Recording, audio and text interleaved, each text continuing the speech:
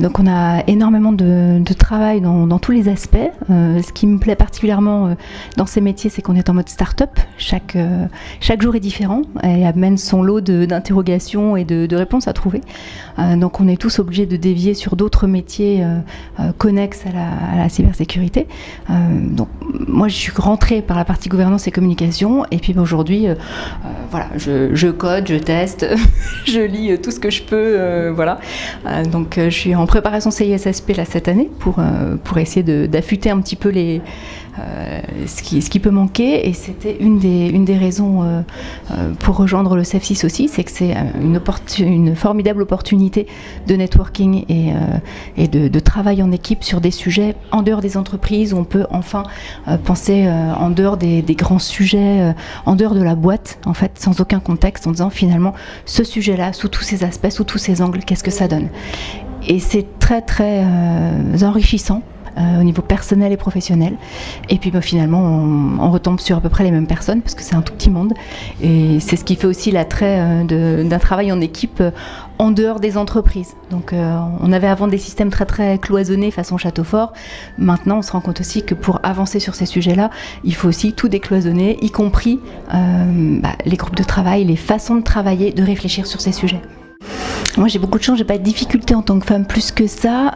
Après c'est vrai qu'on est parfois un peu seul dans certains sujets, et surtout quand on a en même temps, comme c'est mon cas, de la direction de projet à faire, du coup on est un peu plus technique pour les intégrations, pour les développements, pour les recettes techniques, et surtout faire le lien technico-fonctionnel.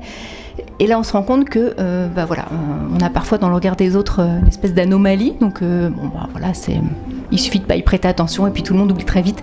Mais je pense que c'est surtout une question d'attitude. C'est pas tant. Alors évidemment, on a, comme dans tous les pays du monde et dans tous les métiers du monde, le plafond de verre, l'âge, un certain nombre de choses. Bon, je pense qu'il faut juste pas y penser. À partir du moment où on est crédible, tout se solutionne, et surtout on est beaucoup plus fort à plusieurs.